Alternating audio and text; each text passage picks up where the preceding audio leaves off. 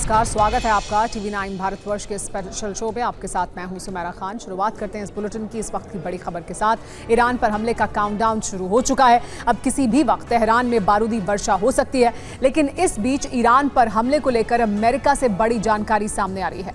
कहा जा रहा है कि बाइडेन अभी युद्ध नहीं चाहते हैं। अमेरिकी रणनीति से नाराज नेतन्याहू ने पिछले कुछ घंटों में बेरूत को बारूद से दहला दिया है। बेरूत से बेका तक आईडीएफ ने जबरदस्त हवाई प्रहार किया और हिजबुल्लाह के हेडक्वार्टर से लेकर हथियार डिपो तक तबाह कर दिए गए।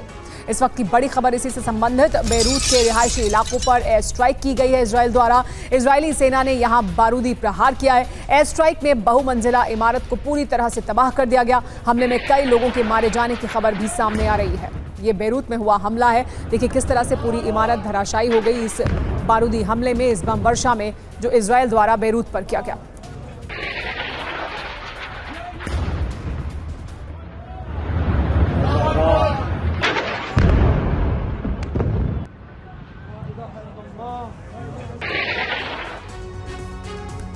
एक और बड़ी जानकारी बेरूत हमले से जुड़ी हुई। बेरूत एयरपोर्ट के पास भीषण हमला हुआ है। इजराइल ने किया है बारूदी प्रहार। एयरपोर्ट के पास की इमारतों को इसकी वजह से नुकसान पहुंचा है। धमाके के बाद उड़ानों को रद्द कर दिया गया। ये जो धमाका हुआ बेरूत में, ये दरअसल एयरपोर्ट के पास हुआ है। इजराइल ने जो हमला किया इसमें उड़ानों को भी रद्द करना पड़ा है, क्योंकि धमाके की वजह से एयरपोर्ट के पास का इलाका था। इमारतों को नुकसान पहुंचा है एयरपोर्ट के पास की, और इसके बाद उड़ानों को भी रद्द कर दिया गया। इजराइल के हमले को लेकर ईरान ने बड़ी धमकी दी है। ईरान का कहना है कि एटमी ठिकानों पर इजरायली हमले का वो करारा जवाब देगा। इजराइल के एटमी ठिकानों को नष्ट कर देंगे, ये कहा है ईरान ने। एटमी ठिकानों पर हमले की रणनीति बदल देंगे, ये कहा ईरान ने। ईरान का ये कहना है कि हम अपनी रणनीति बदल सकते हैं। अगर इजराइल हमला करेगा एटमी ठिकानों पर तो फिर इसका जवाब दिया जाएगा।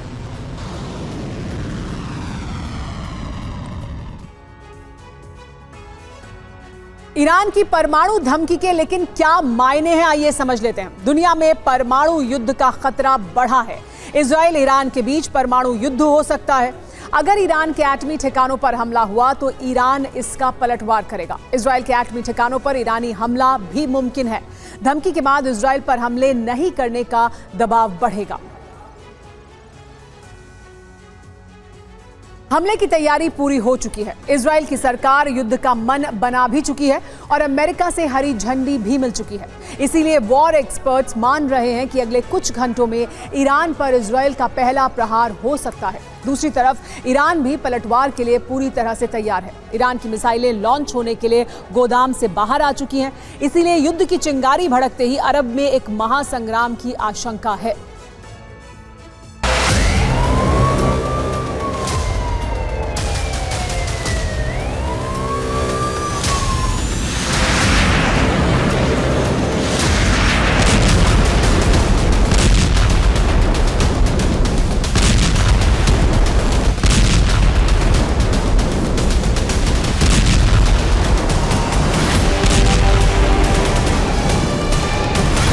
ईरान से इंतकाम की तैयारी तो अक्टूबर की शुरुआत से ही चल रही है।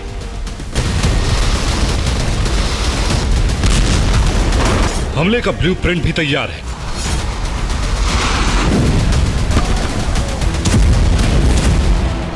और अमेरिका से ग्रीन सिग्नल भी मिल चुका है।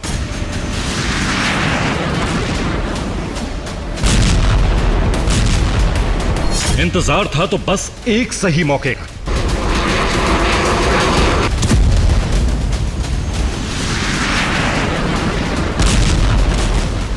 लेकिन अब इजराइल का सब्र समाप्त हो चुका है, क्योंकि ईरान ने वो गुस्ताखी कर दी है जिसे इजराइल बर्दाश्त ही नहीं कर सकता।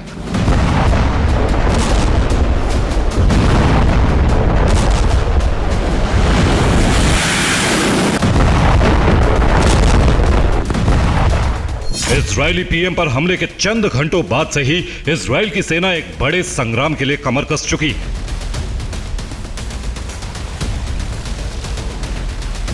और वॉर एक्सपर्ट्स मान रहे हैं कि आज रात ईरान इंतकाम की आग में झुलस सकता है, क्योंकि अब बात सिर्फ इंतकाम की नहीं बल्कि इजराइल के आन की है।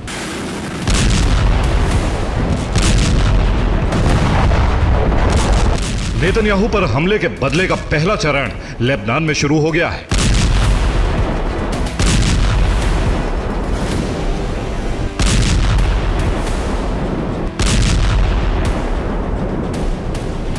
इजराइल के एयरबेस से लगातार फाइटर जेट्स टेक ऑफ कर रहे हैं और दूसरी तरफ लेबनान में रह रहकर धुआं उठ रहा है। इजराइल के तेवर से साफ है कि पीएम पर हमले का बदला इस बार प्रॉक्सी संगठनों से नहीं बल्कि प्रॉक्सी संगठन बनाने वाले ईरान से होगा।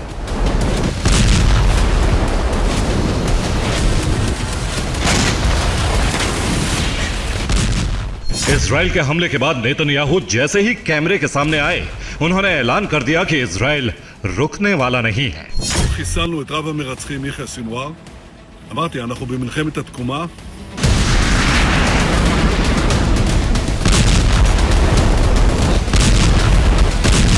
इस वीडियो के आने से पहले और उसके बाद इजराइल से जितने भी बयान आए, उससे साफ हो गया कि नेतन्याहू पर हमला ही इजराइल और ईरान के बीच महासंग्राम की वजह बनने वाला है।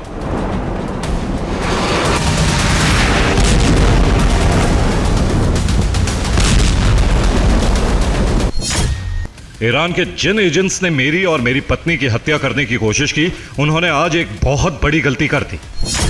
इजराइल के रक्षा मंत्री ने कहा है, इजराइल को नुकसान पहुंचाने वाले या नुकसान पहुंचाने की कोशिश करने वाले किसी भी दुश्मन पर पूरी ताकत से हमला होगा। इजराइल क्या करने वाला है, इसका ऐलान हो चुका है। अब सवाल है कि यह कब होगा। अमेरिकी राष्ट्रपति बाइडेन ने भी साफ कर दिया है कि ईरान पर हमला होने वाला है और अमेरिका को इसकी पूरी जानकारी है। Good understanding right now what Israel is going to do in response to Iran's October 1st attacks and when they will actually respond to Iran? Yes and yes. Can you tell us? No and no. Iran के खिलाफ बड़े action की शुरुआत होने वाली है, लेकिन उससे पहले हिजबुल्लाह के गढ़ पर नए सिरे से हमले की शुरुआत कर दी गई है। अमेरिका को भी इजराइल के ताबड़तोड़ हमले की जानकारी दे दी गई है। इजराइल किस कदर बौखलाया हुआ है, इसका अंदाजा इस तस्वीर से लगाया जा सकता है। हिजबुल्लाह के एक सुरंग को नष्ट करने के लिए इजराइल ने 100 किलो विस्फोटक का इस्तेमाल किया। गैलीली के पास हिजबुल्लाह के रादवान फोर्स ने इस सुरंग को बनाया था, लेकिन इजरायली सेना ने इस सुरंग को ढूंढ निकाला और इजराइल पर हमले के प्लान को नाकाम करने के बाद अब इस सुरंग को भी नष्ट कर दिया है।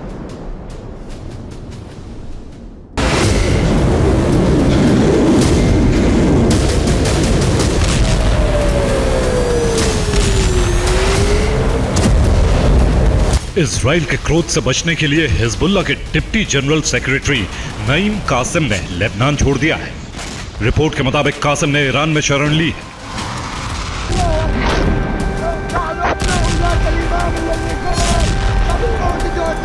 ईरान ने जिस दिन 200 मिसाइलों से इजरायली धरती पर हमला किया, उसी दिन यह तय हो गया था कि इजराइल का बदला इससे भी भयंकर होगा। इससे भी ज्यादा मिसाइलें ईरान पर बरसेंगी और एक बड़ी तबाही होगी।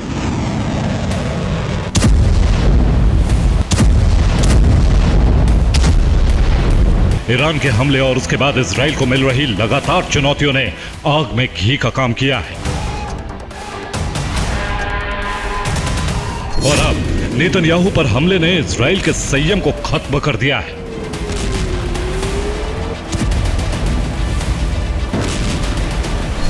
ईरान को ज्यादा से ज्यादा नुकसान पहुंचाने के लिए इजराइल 2 टारगेट पर हमले कर सकता है।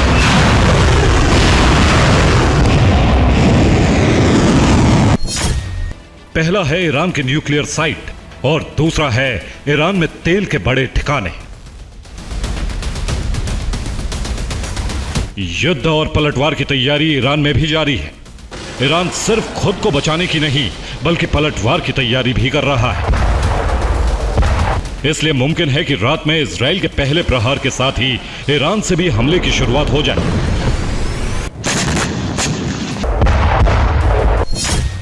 ईरान में मिसाइलों का जखीरा लॉन्च के लिए तैयार है। यमन और लेबनान से भी इजराइल पर हमले की तैयारी है। इराक और सीरिया से भी मिसाइल हमले हो सकते हैं। ईरान कई मोर्चे से इजराइल पर हमले की शुरुआत कर सकता है। यही वजह है कि मिडिल ईस्ट में अमेरिका की तैयारी पूरी होने के बाद इजरायली कैबिनेट ने ईरान के खिलाफ मिलिट्री ऑपरेशन को मंजूरी दी है। न्यूक्लियर साइट और तेल ठिकानों पर हमले के जवाब में ईरान कहां हमला कर सकता है, इसका भी संकेत मिल चुका है।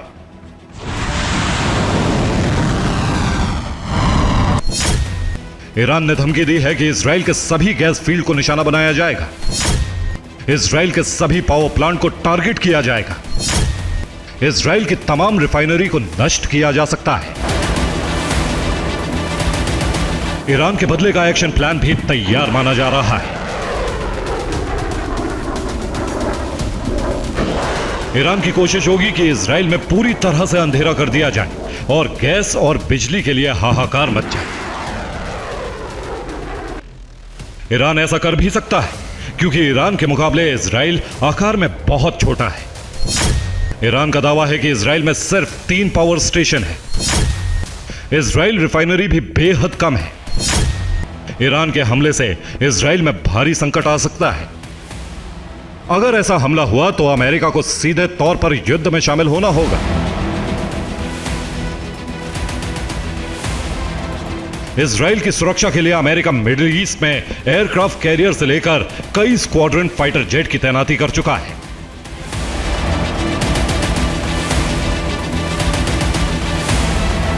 इसलिए मुमकिन है कि इजराइल के हमले पर पलटवार हुआ तो ईरान पर अमेरिकी सेना का सीधा प्रहार भी हो सकता है।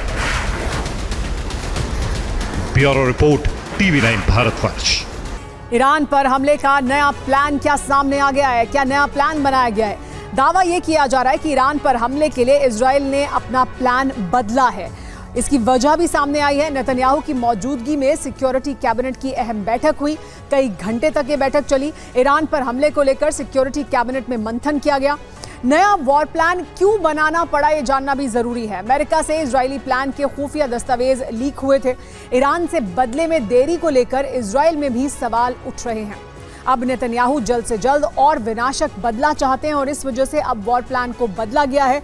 इसी वजह से एक अहम बैठक बुलाई गई है, ये दावा किया जा रहा है। लेकिन ठीक 5 दिन पहले ईरान में तबाही मचाने की पूरी तैयारी कर चुका था इजराइल। बेंजामिन नेतन्याहू के फरमान पर मोसाद और आईडीएफ ने ईरान ध्वंस का प्लान बना लिया था, लेकिन बमबारी से ठीक पहले ऑपरेशन रोक दिया गया। वजह थी पेंटागन से हमले का प्लान लीक हो गया। लेकिन अब इजराइल ने बेहद गोपनीय प्लान बनाया है, जिसमें ईरान में हमले के टारगेट पहले की तरह हैं, लेकिन हमले का पैटर्न बदल दिया है। खास बात यह है कि इस बार इजराइल के प्लान में अमेरिका शामिल नहीं है। उसे कानो कान खबर तक नहीं दी गई है। हाँ, इतना जरूर है कि हमला करने से ठीक पहले अमेरिका को जानकारी दी जा सकती है।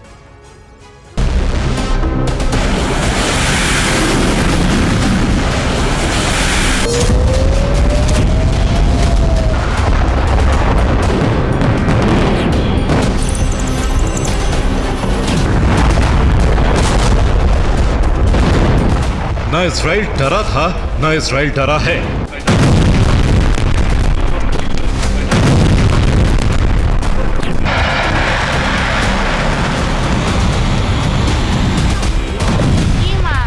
न इजराइल कभी डरेगा।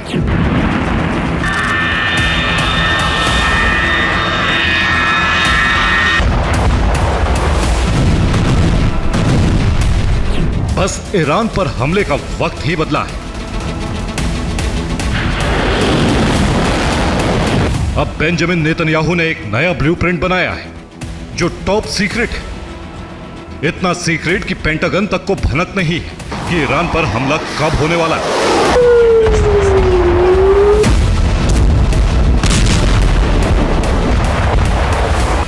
क्योंकि बेंजामिन नेतन्याहू नहीं चाहते इस बार भी प्लान लीक हो जाए, क्योंकि इजराइल करीब करीब हमले की तैयारी कर चुका था। पेंटागन से प्लान लीक हो गया, उसके बाद ईरान अलर्ट हो गया। मजबूरी में इजराइल को हमले का प्लान रोकना पड़ा।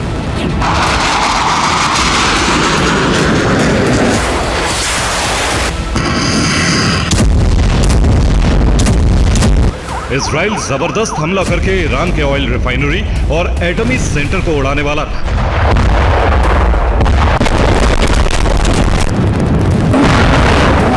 लेकिन अमेरिका की लापरवाही से आखिरी वक्त पर हमला रोकना पड़ा।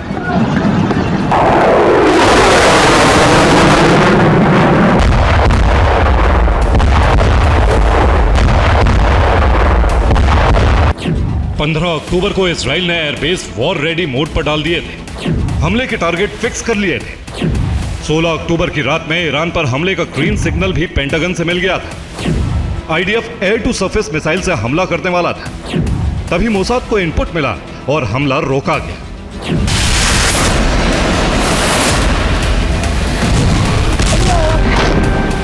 ईरान पर हमले का इतना खतरनाक प्लान इजराइल ने इससे पहले नहीं बनाया।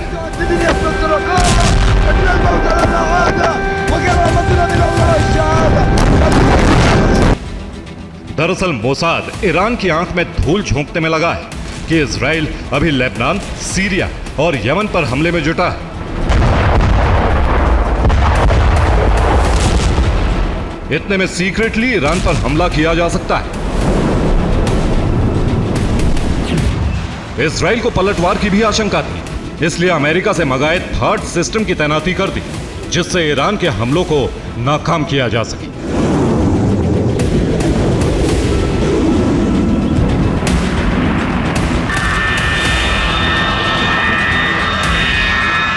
पेंटागन की लापरवाही से हमला रुका, लेकिन अब बेंजामिन नेतन्याहू फिर से तैयार है। इजराइल ने जो प्लानिंग की है उसके मुताबिक 4 चरण में ईरान पर हमला किया जा सकता है।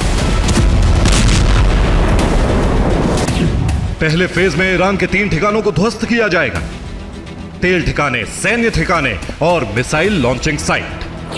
दूसरे चरण में ईरान के नेवल बेस तबाह किए जाएंगे, साथ ही समंदर में तैनात ईरानी युद्धपोत पर भी हमला हो सकता है। जबकि तीसरे चरण में ईरान में टारगेट किलिंग का सिलसिला शुरू हो सकता है। इस ऑपरेशन की कमान मोसाद के पास रहेगी। चौथे और आखिरी फेज में ईरान के न्यूक्लियर सेंटर पर भी हमला किया जा सकता है। अगर ईरान पलटवार करता है तो इसके अलावा बेंजामिन नेतन्याहू लगातार अमेरिका के संपर्क में। हर स्टेप की जानकारी पेंटागन को दी जा रही है। हो सकता है अमेरिका और इजराइल ईरान के खिलाफ जॉइंट ऑपरेशन भी कर दें।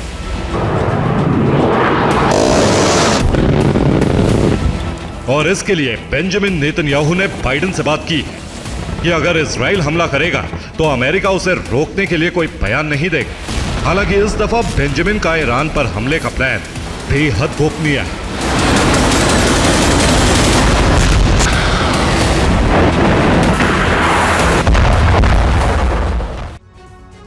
लेबनान से इजराइल पर रॉकेट हमले हो रहे हैं। इस वक्त बड़ी जानकारी, हिजबुल्लाह ने हाइफा पर दागे हैं रॉकेट हमले के बाद पूरे शहर में धुआं दिखाई दिया। देखिए किस तरह की तस्वीरें सामने आई हैं।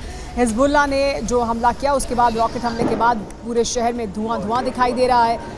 हिजबुल्लाह ने हाइफा पर रॉकेट दागे हैं और देखिए उसके बाद इस तरह के दृश्य देखने को मिले।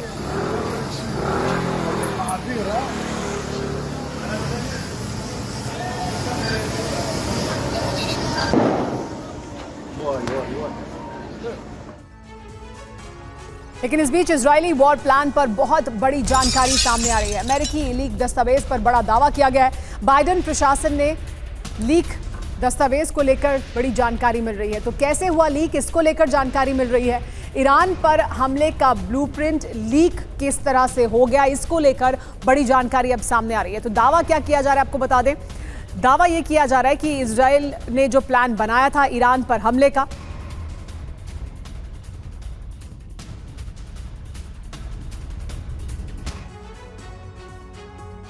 तो ईरान पर हमले का ब्लूप्रिंट तैयार किया गया था इजराइल द्वारा, और इजराइल ने उस ब्लूप्रिंट पर हमला नहीं किया। उस ब्लूप्रिंट के मुताबिक क्यों, दावा क्या किया जा रहा है। दावा ये कि हमले का इजरायली प्लान बाइडेन प्रशासन ने लीक किया, ये कहा जा रहा है। ये बड़ा दावा है जो किया जा रहा है कि बाइडेन प्रशासन ने लीक कर दिया प्लान। चुनाव तक ईरान पर हमला रोकने की दरअसल रणनीति है और इसके तहत ऐसा किया गया है, इसको वजह बताया जा रहा है। बाइडेन की रणनीति है कि हमले से ट्रंप को फायदा ना हो जाए, यानी अगर हमला होता है तो ट्रंप को इसका चुनाव में फायदा मिल सकता है, और यही रणनीति है। प्लान लीक पर नेतन्याहू बहुत गुस्से में है। इजराइल इससे खफा है। नेतन्याहू खासतौर पर इस पर बहुत ज्यादा नाराज हैं। जवाब में पूरी रात बेरूत पर भीषण हमला किया गया है। इसके बाद जवाबी हमले के तौर पर बेरूत पर बड़े हमले किए गए हैं। लेकिन इसमें जानने के लिए जरूरी बात क्या है इस पूरी खबर में, वो ये कि बाइडेन और नेतन्याहू की चर्चा में बेरूत पर हमले न करने की सहमति बनी थी। यानी अमेरिका को एक संदेश देने की कोशिश की गई है, बेरूत पर हमले नहीं होंगे, ये सहमति बनी थी। लेकिन उसके बावजूद पूरी रात बेरूत पर हमला किया गया इजराइल द्वारा। खुफिया दस्तावेज लीक की अमेरिका में अब जांच जारी है। अमेरिका में जांच की जा रही है कि दरअसल किस तरह से ये खुफिया दस्तावेज लीक हो गए। लेकिन इस वक्त की बड़ी खबर क्या है वो जान लीजिए। दक्षिण लेबनान में हमले का नया वीडियो सामने आया है। हिजबुल्लाह के सैन्य डिपो पर टारगेट अटैक किया गया है। माइंस लगाकर डिपो को उड़ा दिया गया। धमाकों में हिजबुल्लाह को भारी नुकसान हुआ है।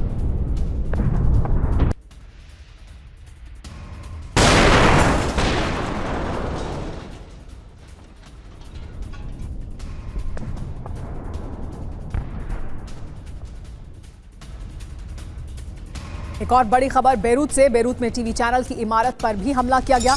अल मनार टीवी स्टेशन को निशाना बनाया गया। हमले के बाद इमारत में भीषण आग लग गई। ये जो इजराइल द्वारा हमला किया गया था, इसमें टीवी चैनल की इमारत को भी नुकसान पहुंचा है। अल मनार टीवी स्टेशन को निशाना बनाकर यह हमला किया गया।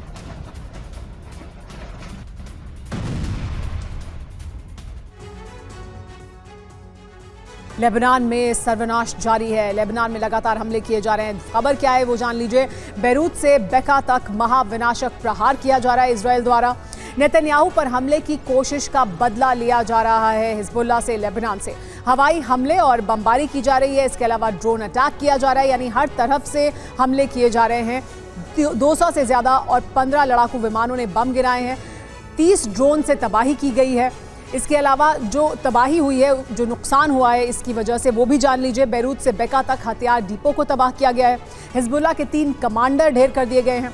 बेरूत में हिजब का फाइनेंशियल सेंटर नष्ट कर दिया गया है। और ख़ास बात क्या है इस पूरे हमले के दौरान, वो ये कि हिजबुल्लाह से जुड़े टीवी चैनल पर अटैक किया गया है। अल मनार टीवी स्टेशन को निशाना बनाया गया। आईडीएफ ने ग्राउंड ऑपरेशन तेज कर दिया है। साथ ही तो हवाई हमले भी जारी हैं और ग्राउंड ऑपरेशन को भी तेज कर दिया गया है। हिजबुल्लाह की सुरंगें भी नष्ट की जा रही हैं इजराइल द्वारा इस बड़े हमले में। लेकिन दूसरी तरफ नसरल्लाह के मारे जाने और उसके बाद याह्या सिनवार के खात्मे से हमास के साथ साथ हिजबुल्लाह भी बहुत खौफ में है। लेकिन हिजबुल्लाह बहुत आक्रामक भी हो चुका है। अब वो उन हथियारों से इजराइल पर विनाशकारी हमले कर रहा है जिन्हें रोक पाना इजराइल के एयर डिफेंस सिस्टम के लिए भी मुश्किल हो रहा है। हिजबुल्लाह ने अब M80 रॉकेट से हमले शुरू कर दिए हैं। इस जंग में हिजबुल्लाह ने इस रॉकेट का इस्तेमाल पहली बार किया है, जिसके आगे इजराइल के आयरन डोम सिस्टम भी फेल हो गए। देखिए ये स्पेशल रिपोर्ट।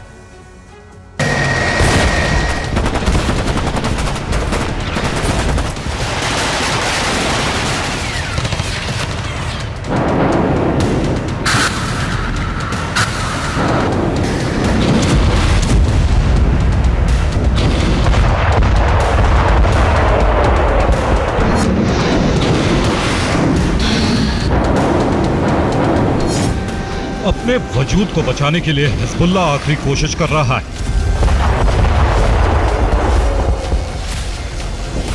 इजराइल पर ईरानी प्रॉक्सी जिस तरह से रॉकेट से बारूद बरसा रहा है, वो हिजबुल्लाह के प्रतिशोध का सबसे घातक चरण है।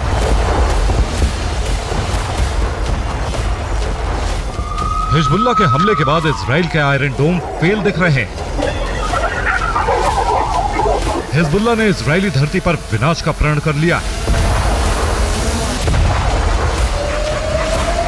हिजबुल्लाह ने अब इजरायली शहरों पर M80 रॉकेट से हमले करने शुरू कर दिए हैं।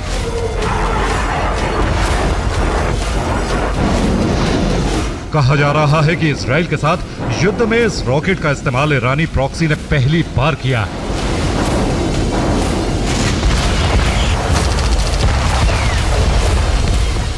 पिछले 24 घंटों में इजराइल के हाइफा में हिजबुल्लाह ने इजरायली ठिकानों पर कई M80 रॉकेट दागे, जिसे इजराइल के आयरन डोम भी नहीं रोक सके। हिजबुल्लाह फोर्सेस ने किरियात में भी इजरायली ठिकानों पर हमले किए, जहां तेज धमाके सुने गए। धमाकों के दौरान सायरन भी नहीं बजे।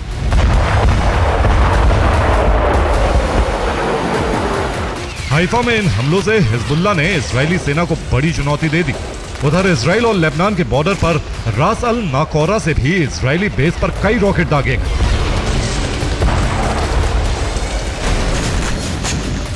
यहां इजराइल का समुद्री बेस है। ये हमले भी M80 रॉकेट से किए गए। M80 रॉकेट के बारे में माना जाता है कि हिजबुल्लाह के जखीरे का यह विध्वंसक हथियार है, जो बहुत बड़ी तबाही मचा सकता है। इस रॉकेट की लंबाई 95 सेंटीमीटर, वजन 10 किलोग्राम, 3.3 किलोमीटर दूर तक मार कर सकता है। यह जहां गिरता है वहां 35 मीटर के रेडियस में तबाही मचा देता है। इस रॉकेट का इस्तेमाल करके हिजबुल्लाह ये मैसेज भी देना चाहता है कि उसके बारूदी जखीरे में अभी कई विध्वंसक हथियार बाकी, जिनसे वो इजरायली ठिकानों पर आग बरसाता रहेगा। उधर इजराइल के शेवा हाइट्स को भी हिजबुल्लाह ने मिसाइल हमलों से दहला दिया।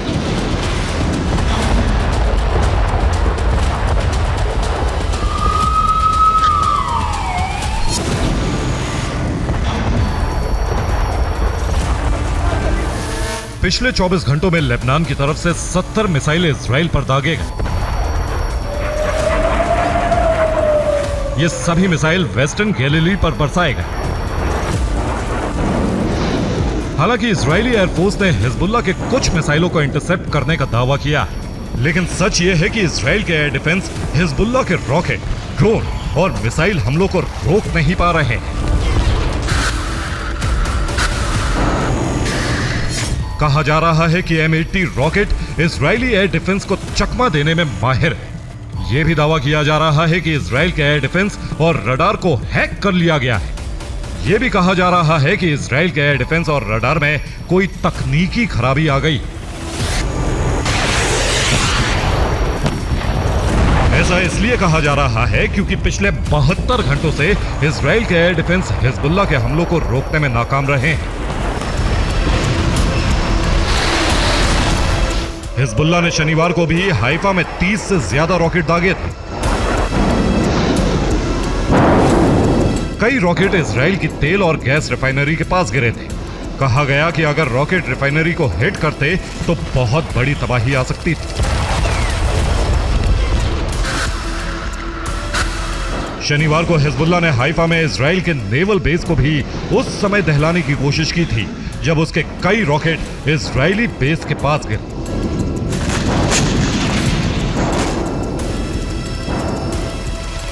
कहा यह भी जा रहा है कि हिजबुल्लाह ने पिछले 72 घंटों में जो हमले किए हैं, उन हमलों को हिजबुल्लाह की नई बटालियन ने नई रणनीति और नई तैयारियों के साथ अंजाम दिया। हिजबुल्लाह के टारगेट पर इजराइल के जो सैन्य बेस हैं, उनमें वेस्टर्न गलीली, सेंट्रल गलीली, नाहरिया, किरियात शमोना, इजराइल की बेत लीड बैरक और हाइफा में गोलानी ब्रिगेड का हेडक्वार्टर है। वहीं इजराइल की ऑयल रिफाइनरी और गैस रिफाइनरी भी हिजबुल्लाह के टारगेट पर है। सबसे ज्यादा हमले हाइफा में हो रहे हैं। हिजबुल्लाह ने 2 दिन पहले वीडियो जारी कर हाइफा में अपने टारगेट भी बताए थे। अब वो उन टारगेट को खत्म कर रहा है।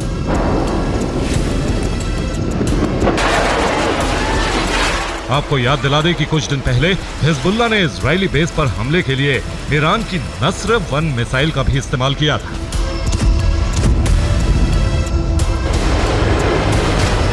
इजराइल ये मानकर चल रहा है कि उस पर कई फ्रंट से हमला हो सकता है, क्योंकि यह तय है कि बेंजामिन जल्द ही ईरान पर हमला करेंगे।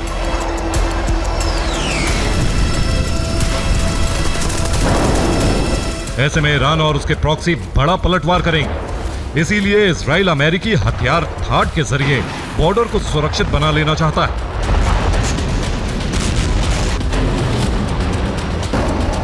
आयरन डोम हिजबुल्लाह के रॉकेट हमलों के दौरान जिस तरह से नाकाम दिखे, उसे देखते हुए इजराइल ईरान पर हमले से पहले खुद को पूरी तरह से महफूज बना देना चाहता है।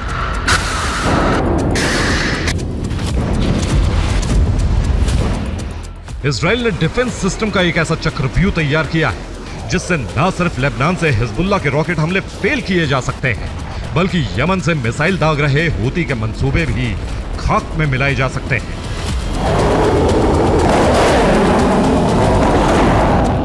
इसके अलावा इजराइल हमास और सीरिया, इराक में मौजूद ईरानी प्रॉक्सी के हवाई हमलों को भी रोकना चाहता है। आपको याद दिला दें कि पहली बार इजराइल का आयरन डोम तब फेल हुआ था जब पिछले साल 7 अक्टूबर को हमास ने रॉकेट हमले करके आयरन डोम को चकमा दिया था। दूसरी बार इस महीने की शुरुआत में ईरान के मिसाइल हमलों को भी आयरन डोम नहीं रोक पाया था। इसीलिए इजराइल को थाड सिस्टम की जरूरत पड़ी और अमेरिका ने आनन फानन में थाड भेजने का फैसला किया। दावा किया जा रहा है कि इजराइल के अंदर ईरान के एजेंट एक्टिव हैं। ईरान के एजेंट ही इजराइल के सुरक्षा कवच में सेंध लगा रहे हैं।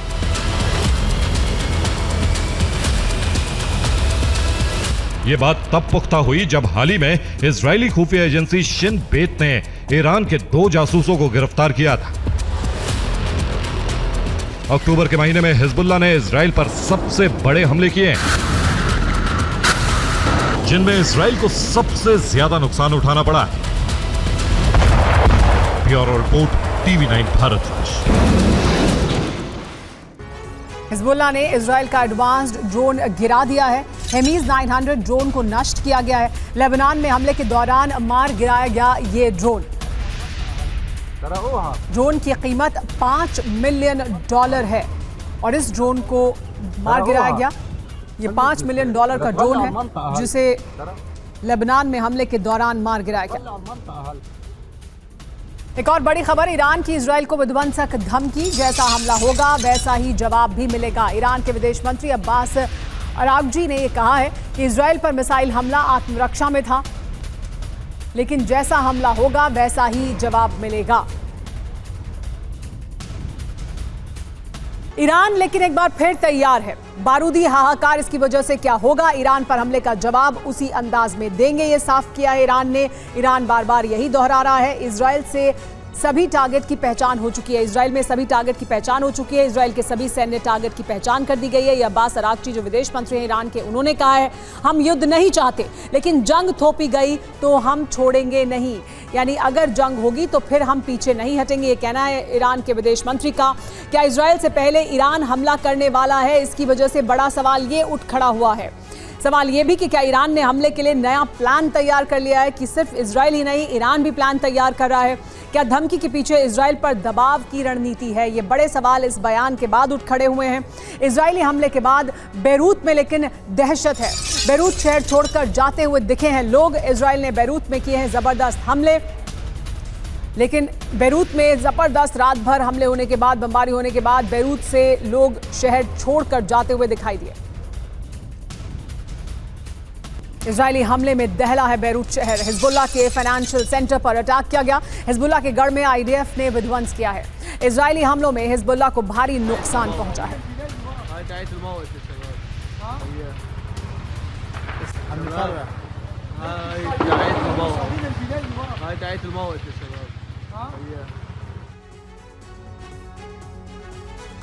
हिजबुल्लाह पर हमला क्या ईरान से बदला है?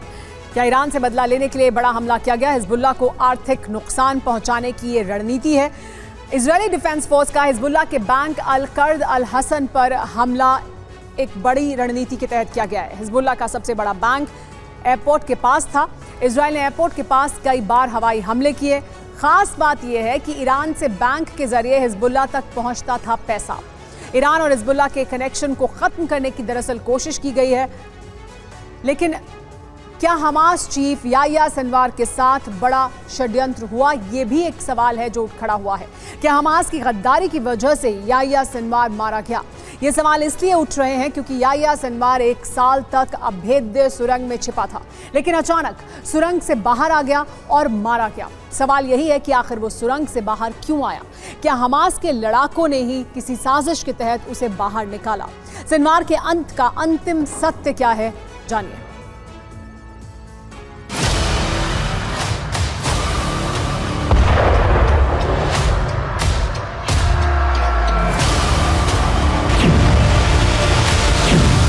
याह्या सिनवार का अंत निश्चित था। ये बात न सिर्फ नेतन्याहू और उनकी सेना जानती थी, बल्कि इस बात का एतबार खुद याह्या सिनवार को भी था। इसीलिए वो पिछले साल 7 अक्टूबर को हमले से पहले ही गाजा की सुरंग में पहुंच गया था। 7 अक्टूबर 2023 ये वो तारीख है जिस दिन हमास ने इजराइल में बहुत बड़ा नरसंहार किया था।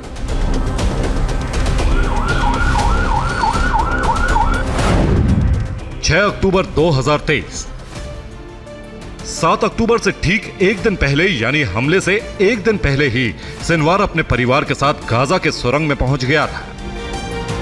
यह तस्वीर उसी वक्त की है, लेकिन सामने अब आई।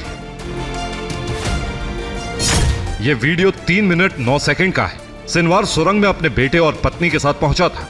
6 अक्टूबर 2023 की रात 10:44 पर सिनवार पहली बार सुरंग में पहुंचा और रात 1:30 बजे तक वो सुरंग में जरूरी सामान जुटाता रहा। सिनवार ने सुरंग के अंदर भारी मात्रा में खाने पीने की चीजें, पानी, दवाइयां और दूसरी जरूरी चीजें इकट्ठा कर ली थी। बाहरी दुनिया की खबर के लिए सुरंग के अंदर टेलीविजन भी ले गया था। सिनवार की पत्नी सुरंग में जो हैंडबैग लेकर पहुंची, उसकी कीमत करीब 30 लाख रुपए बताई जा रही है। ये जानकारी इजरायली रक्षा मंत्रालय ने दी है। 6 अक्टूबर से सिनवार अपने परिवार के साथ इसी सुरंग में छिपा था। सिनवार को पता था कि 7 अक्टूबर को हमास जिस तरह का हमला इजराइल में करने जा रहा है, उसका परिणाम इतना भयावह होगा कि इजराइल उसे खत्म कर सकता है। इसीलिए वो हमले से ठीक पहले ही अंडरग्राउंड हो गया था। 1 साल तक सिनवार सुरंग में छिपा रहा, लेकिन जब सुरंग से बाहर आया तो वही हुआ जिसका उसे डर था। राफा के तेल अल सुल्तान इलाके में एक एनकाउंटर हुआ, जिसमें इजराइल ने सिनवार का खात्मा कर दिया। और इस बीच बड़ी खबर, एलएसी के मुद्दे पर विदेश मंत्रालय ने बड़ा बयान दिया है। चीन के साथ कई मुद्दों का समाधान हुआ है, कहा है एमईए। भारत चीन के बीच एलएसी पर गश्त को लेकर सहमति बनी है। गश्त पर सहमति के बाद दोनों देशों में तनाव कम हुआ है। पूर्वी लद्दाख में सीमा विवाद पर बातचीत जारी है, विदेश मंत्रालय का यह कहना है। भारतीय और चीनी सैन्य वार्ताकार समझौते के बहुत करीब पहुंच चुके हैं। Over the last several weeks, Indian and Chinese diplomatic and military negotiators have been in close contact with each other in a variety of forums. And as a result of these discussions, agreement has been arrived at on patrolling arrangements along the line of actual control in the India-China border areas, leading to disengagement and a resolution of the issues that had arisen in these areas in 2020. And we will be taking the next steps on this.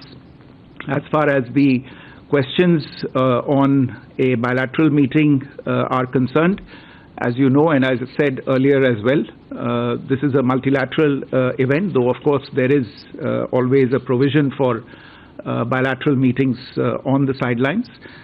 We are currently looking into the overall program of the Prime Minister. There are a number of requests for bilateral meetings. हमारे साथ इस पर और ज्यादा जानकारी के मनीष झा जुड़ गए हैं, TV9 भारतवर्ष संवाददाता। मनीष, विदेश मंत्रालय का यह बयान बहुत अहमियत रखता है कि कुछ सहमति बनी है गश्त को लेकर और अहम मुद्दों पर बातचीत हो रही है और सकारात्मक लग रहा है इस वक्त रुख जिस तरह की बात की गई है विदेश मंत्रालय की तरफ से। क्या फिर हम उम्मीद कर सकते हैं, हालांकि अभी कहा गया कि इस पर कंसिडरेशन है, क्या प्रधानमंत्री मोदी और शी जिनपिंग के बीच फिर मुलाकात की भी उम्मीद की जा सकती है ब्रिक्स समिट के दौरान? देखिए, विदेश सचिव विक्रम मिस्त्री जिस तरह से इस बातों को विस्तार से बता रहे थे कि एलएसी पर किस तरीके से भारत और चीन की सेना के बीच में सहमति बनी है और तनाव कम हुआ है, और ये बातें वो तब कह रहे हैं जब प्रधानमंत्री नरेंद्र मोदी रूस जा रहे हैं ब्रिक्स सम्मेलन के लिए और ब्रिक्स में चीन के राष्ट्रपति भी आएंगे। तो उस बैकग्राउंड को देखते हुए ऐसा लग रहा है कि बहुत हद तक मतलब अगर देखा जाए तो बहुत पॉजिटिव इंडिकेशन उन्होंने खुद ही इस बात को लेकर दे दिए हैं कि संभावना है कि प्रधानमंत्री मोदी और चीन के राष्ट्रपति शी जिनपिंग के बीच मुलाकात होगी, बातचीत होगी।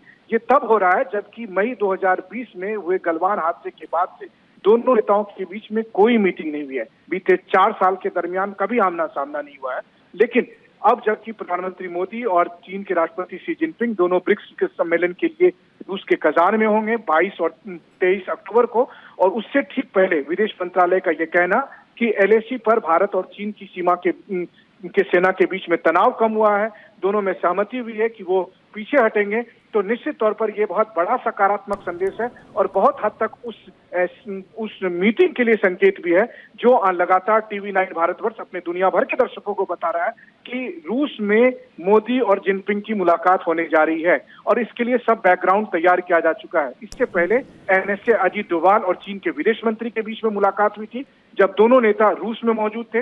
इससे पहले विदेश मंत्री जयशंकर और चीन के विदेश मंत्री वांग यी के बीच में 2 बार मीटिंग हुई थी। तो सारा बैकग्राउंड तय किया जा चुका है मोदी और जिनपिंग की मीटिंग से पहले। और आज जब विदेश सचिव ने जिस तरीके से बताया कि चीन और भारत के बीच तनाव कितना कम हुआ है, तो साफ संकेत है मोदी और जिनपिंग की मुलाकात होने जा रही है। जी हाँ, तो ये अब ऐसा लग रहा है कि मुलाकात हो सकती है प्रधानमंत्री मोदी और शी जिनपिंग की। 4 साल के बाद होगी ये मुलाकात।